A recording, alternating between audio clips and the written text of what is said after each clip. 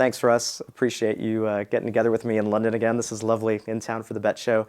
It's been about 6 months, yeah, so a lot of work. Been doing a lot of travel with education outreach, going back to many of the education shows, and then also working with our customers. We have an incredibly passionate customer base, and I've got some great news to share about some crowdsourcing that we've just enabled for the next version of Sibelius. Recently came back from the NAMM show as well, so I'm sure you're going to ask me some questions about that. NAMM was a great show this year. So, I mean, it was an enormous showing for Sibelius, but it was also just a well-attended show. I mean, you got the impression that the show was much busier than past years, so I think it was good for the entire industry. The Sibelius area of the booth was absolutely packed every day. I think we did a wonderful job kind of recreating a bar of prior Sibelius ambassadors, so sort of the Sibelius Genius Bar, if we could call it that. And it was great. So you essentially had many customers spending time at several workstations there running Sibelius, Sibelius First, the rising software products, Aurelia, Musician, Audio Score, Photo Score. You could ask questions about anything, and everyone was learning something from it. We also had the great James Ivey doing some crazy presentation on a lovely version of a very popular pop song, which I don't know if I can say. One of the big reasons for the big Sibelius launch at NAMM was talking about the Sibelius certification program that had a soft launch last year, and so the official launch was the NAMM show. For those not familiar with certification, Avid has had for many years now, in fact I think it's been more than 10 years, probably about 12 years now, certification programs in Pro Tools software, Media Composer, also in the live sound market, and consoles as well. So what we've done is we've added the Sibelius curriculum and designed a curriculum around essentially a 101 and a 200 level course structure for Sibelius. And what this means is that these schools all around the world that are our Avid learning partners are able to add Sibelius to their current curriculum.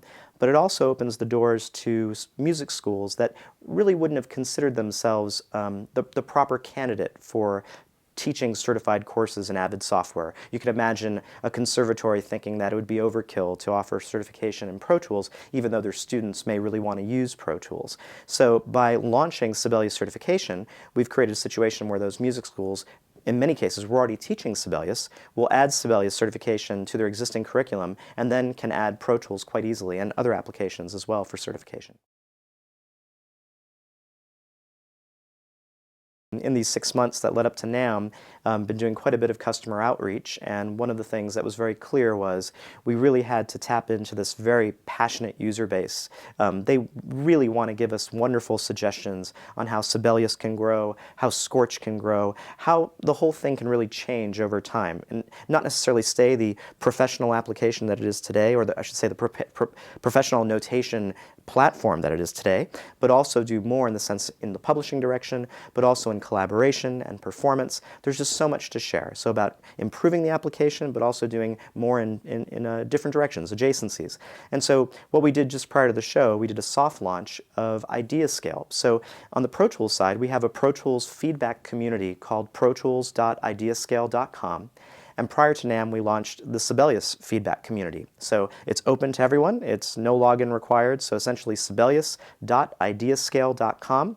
It's live. It's up now. I think last I checked, there was probably more than 200 ideas up there, many healthy comments. And so this is essentially a forum where our customers can have really nice conversations about what they want to see in the next version of Sibelius, also discuss workflow issues, bugs, Scorch as well.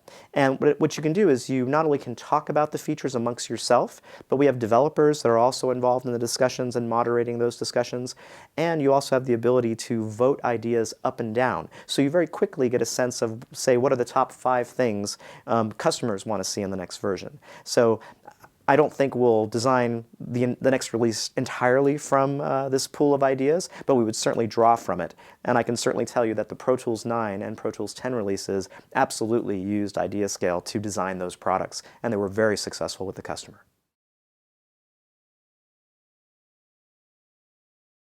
Oh, I sure hope so. I mean, I'm sure our customers who use Pro Tools today realize that there is some Sibelius in there today. In fact, starting with version 8, we added Sibelius into Pro Tools, some integration there. So absolutely, that integration will indeed continue. So we'll certainly see effort in integrating Sibelius more into Pro Tools.